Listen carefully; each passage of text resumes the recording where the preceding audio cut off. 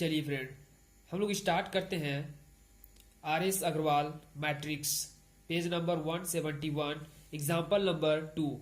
इससे पहले हम लोगों ने एग्जाम्पल नंबर 1 कंप्लीट कर चुका है। ठीक है फ्रेंड, चलिए हम लोग स्टार्ट करते हैं कि फाइंड एक्स वाई जेड और डब्ल्यू। एक्स वाई जेड और डब्ल्यू का मान बताने की एक्स बराबर क्या होगा, वाई बराबर क्या होगा, जेड बराबर क्या होगा, डब्ल्यू बराबर क्या होगा। ठीक है, ये हमको बताना है और ये हमको मैट्रिक्स दिया हुआ है। ठीक है, ये मैट्रिक्स दिया हुआ है 2x2 के रो में है, यानी 2 रो और 2 कॉलम है, और ये भी 2 रो और 2 कॉलम है। ठीक है, यानी कि ये कंपैरेबल मैट्रिक्स है। अगर ये कंपैरेबल मैट्रिक्स है तो हम लोग क्या करेंगे कि इससे इसको कंपेयर करेंगे और इससे इसको कंपेयर करेंगे। ठीक है, और इसको इससे और इसको इससे कंपेयर करेंगे। ठीक है, तो हम लोग सबसे पहले लिख लेते हैं इसको कंपेयर के जरिए।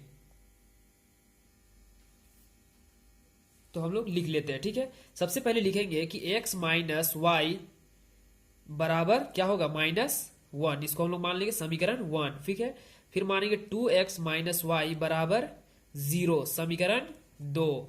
फिर मानेंगे 2x प्लस जेड बराबर इसकी जगह में क्या है 5, समीकरण 3। ठीक है, फिर हम लोग मानेंगे 3z प्लस w बराबर 13, समीकरण 4 मानेंगे। ठीक है, अब हम लोग सबसे पहले बनाते हैं कि समीकरण 1 और 2 को तुलना करते हैं, यानी ठीक है, यानी कि समीकरण 2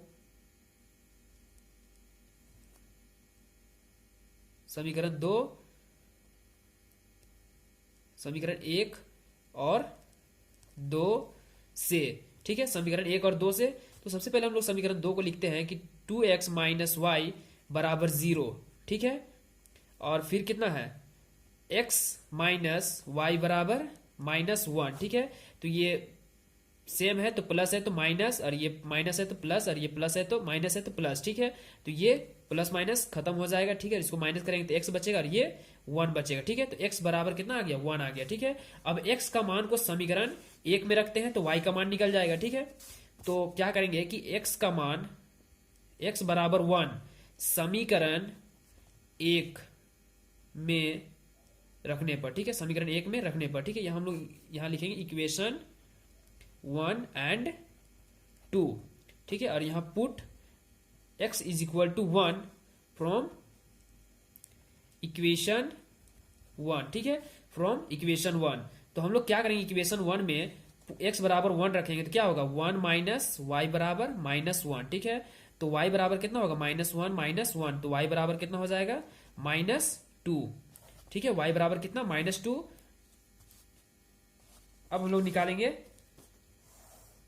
x और y का मान निकल गया। z का मान निकालने के लिए यहां रखेंगे हम लोग x का मान। तो x का मान कितना है 2 into 1 plus z is equal to 5।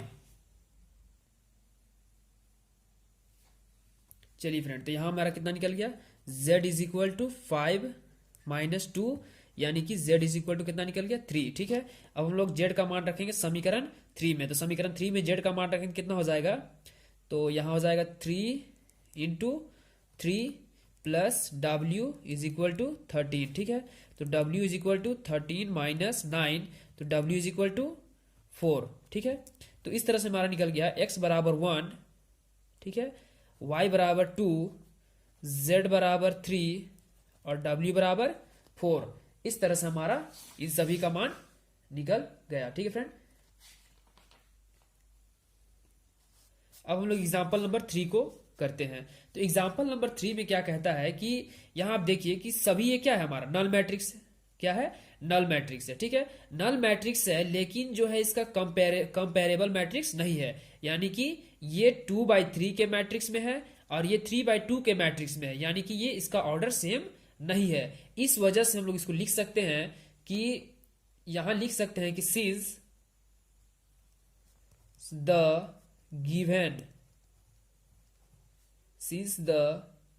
Given null matrix, यानी इसको हम लोग नल मैट्रिक्स भी कह सकते हैं या जीरो मैट्रिक्स दिया हुआ है। ठीक है, आर नॉट कंपेरेबल। ठीक है, लेकिन इसको हम लोग कंपेयर नहीं कर सकते। ठीक है, इसलिए हम लोग कह सकते हैं कि दे आर नॉट इक्वल। ठीक है, इसलिए यह इक्वल नहीं है। ठीक फ्रेंड, चलिए हम लोग स्टार्ट करते हैं। आज हम लोग ऑपरेशन ऑन मैट्रिसेस। तो ऑपरेशन ऑन मैट्रिसेस में हम लोग सबसे पहले पढ़ेंगे एडिशन ऑफ मैट्रिसेस। तो एडिशन ऑफ मैट्रिसेस कहने का मतलब है कि हम लोग मैट्रिक्स को कैसे ऐड करना है। ठीक है, तो मैट्रिक्स को ऐड करने के लिए सबसे पहले हम लोगों के पास जो मैट्रिक्स होगा उसका ऑर्डर सेम होनी चाहिए। ठीक है, ऑर्डर सेम होनी चाहिए और कंपेरेबल होनी चाहिए। ठीक है, कंपेरेबल होने चाहिए तभी हम उसको ऐड कर सकते हैं। और हमेशा दो मैट्रिक्स होने चाहिए। जैसे हम लोग मान लेते हैं कि let A and B two comparable matrix, यानी कि एक ए होगा और एक बी होगा। ठीक है, दो कंपेरेबल मैट्रिक्स होगा। ईच ऑफ ऑर्डर, यानी दोनों का ऑर्डर क्या होना चाहिए, एम बाई एन के ऑर्डर होना चाहिए। ठीक है, देयर सम, तभी हम लोग क्या कर सकते हैं, ए और बी को ऐड कर सकते हैं। Is the matrix of order M by N, इसका ऑर्डर क्या होना चाहिए, एम बाई एन का, obtained by adding the corresponding element. और उसको ऐड कैसे करना है, तो कोरस्पॉन्डिंग एलिमेंट्स के जरिए इसको ऐड करना है। ठीक है, जैसे हम लोग मान लेते हैं कि हमारे पास ए एक मैट्रिक्स है और ये किस फॉर्म का है, तो ए आई जे के फॉर्म में। ठीक है, ए आई जे के फॉर्म में है और एम बाई एन इसका ऑर्डर है। ठीक है, और एक हमारा बी मैट्रिक्स है, बी आई जे के फॉर्म में है और इसका ऑर्डर एम बाई एन है, यानी कि इसका ऑर्डर क्या है, एम बाई एन है। ठीक है, और ये कंपेरेबल मैट्रिक्स है। तो जैसे हम लोग मान लेते हैं कि ए और बी को ऐड करना है तो ए प्लस बी लिखेंगे। ठीक है, अब इन दोनों को ऐड करना है तो ए आई जे और बी आई जे, और इसका ऑर्डर क्या है, ऑर्डर ऐड करने पे भी जोड़ने पे भी इसका ऑर्डर में कोई परिवर्तन नहीं होता है। यहां आप देख सकते हैं नोट में कि for two matrices A and B are sum A plus B exist only when A and B are comparable, यानी ए और बी क्या होनी चाहिए, दोनों कंपेरेबल होनी चाहिए। एक एग्जांपल करते हैं फ्रेंड हम लोग कि हम लोगों के पास मैट्रिक्स दिया हुआ है। ठीक है, इफ ए एक मैट्रिक्स दिया हुआ है और एक बी मैट्रिक्स दिया हुआ है, यहां आप कंपेयर करें कि क्या ये कोरस्पॉन्डिंग, इसको हम लोग ऐड करना है। ठीक है, सबसे पहले हम लोग देखेंगे कि ये इसका ऑर्डर सेम है क्या, नहीं है ऑर्डर सेम। ठीक है, ये 2/2 के ऑर्डर का है, ये 2/3 के ऑर्डर का है, यानी कि इसका ऑर्डर सेम नहीं है, इसलिए यह कंपेरेबल मैट्रिक्स नहीं है। ठीक है, और कोरस्पॉन्डिंग एलिमेंट्स भी नहीं होगा। ठीक है, तो इसलिए हम लोग इसको क्या लिख सकते हैं, इसलिए हम लोग इसको लिख सकते हैं कि then A and B, then A and B, then A and B are matrices, are matrices. ठीक है, ऑफ ऑर्डर, ऑफ ऑर्डर किस ऑर्डर का है, 2/2 के ऑर्डर का है, एंड एक किस ऑर्डर का है, एक है 2/3 के ऑर्डर का है। ठीक है, रिस्पेक्टिवली। ठीक है, रिस्पेक्टिवली। ठीक है, और हम लोग इसे दूसरा लिख सकते हैं, इसलिए करके लिख सकते हैं कि A and B are not comparable. क्या इसको हम लोग कंपेयर कर सकते हैं, इसको तो इससे कंपेयर कर देंगे, इसको इससे कंपेयर कर सकते हैं, इसको इससे, लेकिन एक जो है कॉलम बच जा रहा है, इसलिए कंपेरेबल मैट्रिक्स नहीं है। ठीक है, इसे हम लोग लिख सकते हैं कि A and B are not comparable. ठीक है, नॉट कम PARABLE। ठीक है, नॉट कंपेरेबल। ठीक है, अतः हम लोग कह सकते हैं कि ए प्लस बी, जो इसको ऐड करना था ए और बी को, तो ये क्या होगा, इज नॉट डिफाइंडेड, यानी इसको हम लोग डिफाइन नहीं कर सकते, यहां ही इसको हम लोग जोड़ सकते हैं। ठीक है, इस तरह के मैट्रिक्स हम लोग जोड़।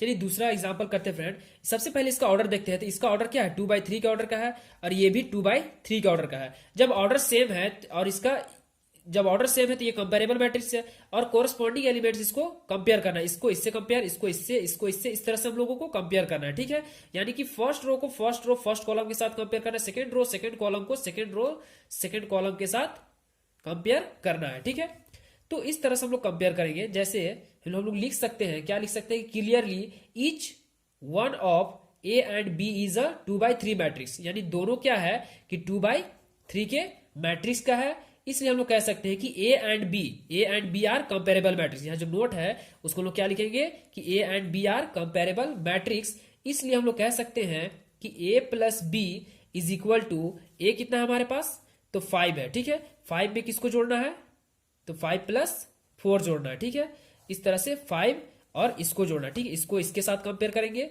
अब इसको जो है 0, ये प्लस तो माइनस लिखेंगे। ठीक है, और फिर इसको इसके साथ कंपेयर करना है, तो क्या हो जाएगा, -2 और -6।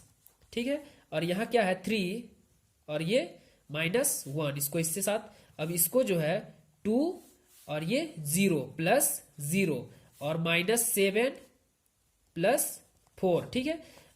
और जब इसको हम लोग जोड़ेंगे तो इसके ऑर्डर भी 2/3 का होगा, ठीक है। जब इसका आंसर आएगा तो ऑर्डर भी इसका सेम होगा, ठीक है।